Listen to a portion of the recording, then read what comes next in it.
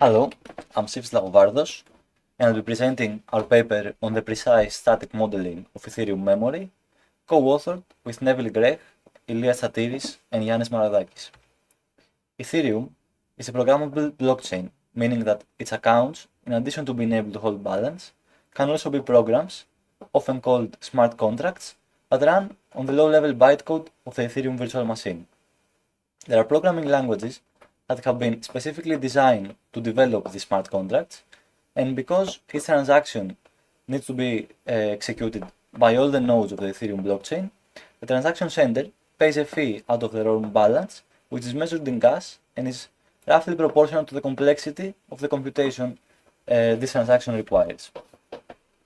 The Ethereum virtual machine is a stack-based VM featuring two kinds of stores. The first one is storage, which is persistent and is part of the blockchain state. The second one, memory, is volatile and is used as a scratchpad for operations such as cryptographic hashes and for inter-contract communication. In this work, we model the EVM memory declaratively using Datalog, enabling a number of new client analyses. Let's look at the first example of a smart contract in Solidity. We can notice that this contract looks like a class in object-oriented programming. What would have been a field is now a variable that's stored on persistent storage. And looking at the first function, we can see that in order to set a new value to this variable that's stored on storage, we need to pass this value through a specific memory buffer called the call data. And what's interesting is that the assignment in the body of this function is performed using a loop in the EVM bytecode because strings have dynamic length in Solidity. Again, in order to perform the Keccak hash of this variable that's stored on storage, we need to copy its value from storage to memory using another loop because the Keccak function accepts its input from memory. And in order to return this value, we again need to use memory. So I talked about how simple statements in the source code can end up producing complex bytecode, and this example gives us a taste of that implicit work. So we have a mapping where both the key and the value are strings, and a function that, given a key, indexes this mapping, returning its value.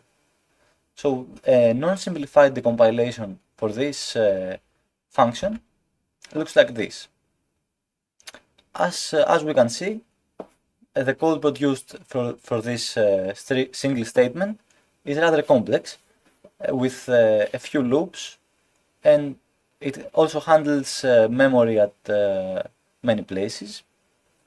And our work wants to remove this complexity. Now let's look at a small use case of our analysis. So we start from the EVM bytecode, which is stack-based. We use GigaHorse, a declarative decompiler, in order to get a register-based intermediate representation. And this example has two statements that are interesting for our analysis. The first one is the mstore statement, which given a value, given a memory address and a value, stores that value to the memory specified by the address. And the second one is a SHA-3 statement, which given a memory address and the length of its input data, produces their Keccak hash.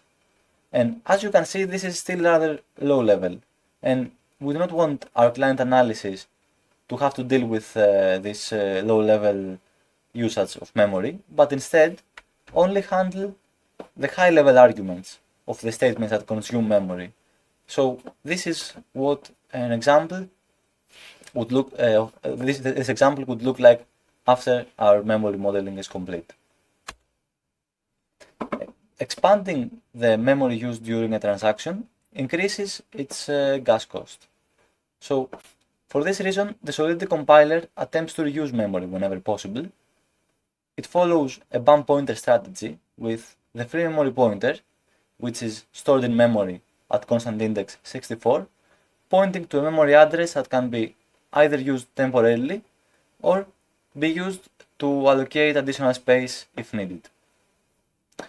Looking at our example memory layout, the free memory pointer at index 64 points to memory address 224, and any operation requiring to use memory will use a memory starting from this address. And because the value of the free memory pointer is dynamic, we do not attempt to resolve it to constant concrete values, but we rather model it symbolically.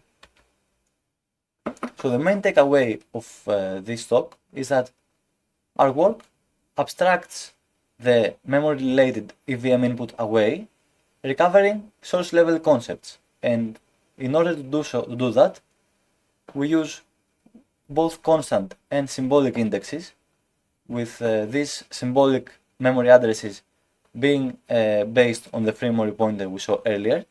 And the source-level concepts we recover are arguments that are passed through memory to the statements that consume this memory, array-related information such as allocations, reads from arrays and writes to arrays, and also statements that recover access the data returned by external calls.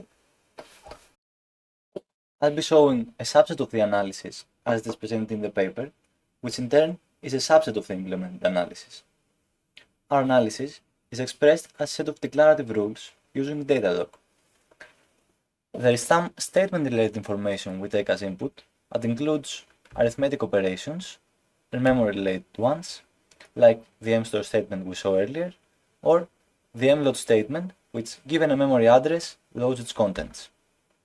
Our inputs also include information about statements that read data from memory, like the SHA-3 statement, and a variable with a variable pointing to the start of this data and a variable containing their length.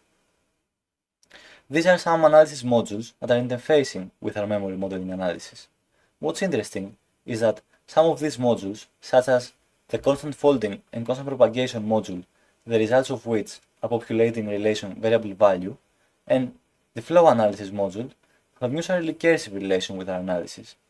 We'll later see how our analysis creates more results for the variable value relation. Additionally, we use a relation that matches mstore statements to the memory consuming statement they write for, and another one for identifying statements that have no memory allocation between them. Next, we have some intermediate and output relations. The first three handle the symbolic values our analysis creates that are based on the free memory pointer. These values are composite, containing an instruction that loaded the free memory pointer and a constant offset related to this load. We also show an output relation that contains the resolved arguments of statements that read from memory, as well as their order. You can check out the paper to see more of our outputs and the rules that compute them. The rules in this slide show how our analysis models the free memory pointer. The first rule shows the initial creation of symbolic values. At each mload statement loading the free memory pointer, we create a new free pointer based value composed of that mload statement and relative offset 0. The variable defined by this mload statement will point to this new symbolic value. The second rule handles addition operations where one operand is a numeric constant and the second one is a free pointer based value. This results in the creation of a new free pointer based value based on the same mload statement, and its offset being the result of the constant folding of the numeric operator and the numeric offset of the previous value. This slide shows how the memory modeling analysis fits back to the constant folding analysis. The first rule produces the facts of a helper relation that computes the numeric difference of symbolic values that are based on aliasing free memory pointers. The second rule uses the previous relation in order to provide more facts for the variable value relation, handling subtraction operations where the operands have free pointer based values with an aliasing free memory pointer. The rules in this slide show how some of our outputs are produced. The first rule matches mstore instructions that write for a memory consuming statement that reads memory of a statically commutable length to the relative offset they write to, while the second one orders the results of the previous relation, producing the arguments of statements that take their input from memory. Our memory modeling has three client analyses, and in this presentation I'm going to talk about two of them. You can read the paper to see how our analysis can complement the reasoning trainer tool. We evaluate our memory modeling against clients on a set of 70,063 unique contracts that have a source code publicly available, and that is in order to help with the manual inspection of the results. We measured the number of mload and mstore statements modeled by our analysis, and as you can see, 92.7% of mload statements and 94.6% of mstore statements are modeled statically, while the charts show the distribution of what these statements were abstracted to. An important aspect of our work is the fact that high-level information about external calls relies on memory modeling. As you can see in this example, the identifier of the target method as well as the arguments are passed through memory. Our first client analysis uses memory of external calls for the detection of the repeated calls pattern. This pattern is used to identify two identical external calls, meaning that they call the same method of the same external contract, passing the same arguments, with one preceding the other. Now, this pattern is a possible attack vector because identical calls can unexpectedly return different values. And this pattern was identified after the Genesis Alpha DAO hack, which resulted in the loss of around 15,000 worth of US dollars worth of assets. And even if this cannot be used as an exploit, redundant calls have a high gas cost, so they should be avoided if possible. This simple example shows how the repeated calls pattern can be used by an attacker. The giveth function queries an external contract for an address, and if this address passes its guard, sends it some funds.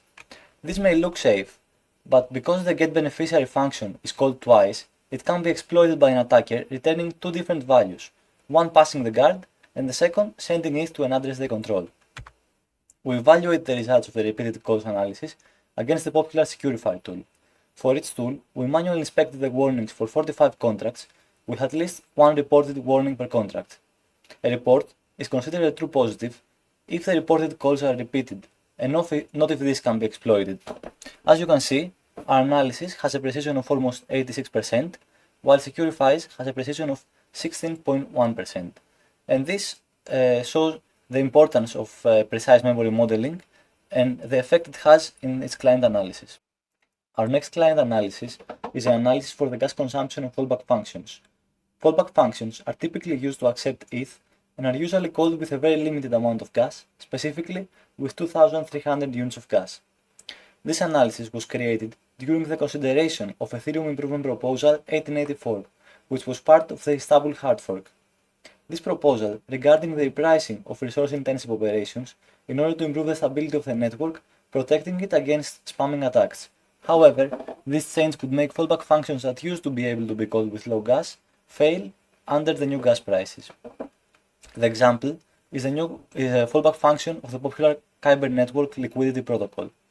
Due to the repricing of the SDOT operation, the fallback function could no longer be called with low gas, and as a result, its implementation was changed and the contract was redeployed in order to remain functional after the Istanbul hard fork.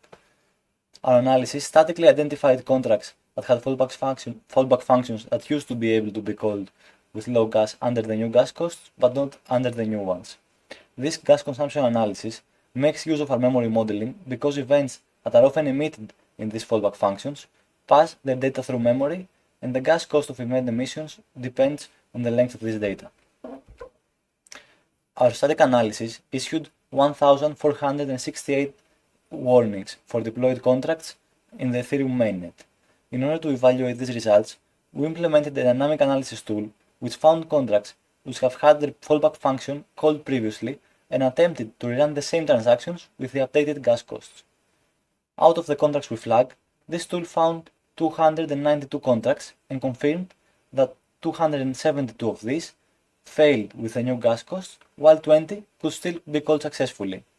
This can be used to compute the precision of our analysis for this subset of contracts, and this precision is 93%, making our analysis a very precise static analysis, while being more scalable and producing more results than its dynamic counterpart. Our analysis got publicity and a reward from the Ethereum Foundation after the results were used when considering the impact of the changes in this improvement proposal. Thank you for your time.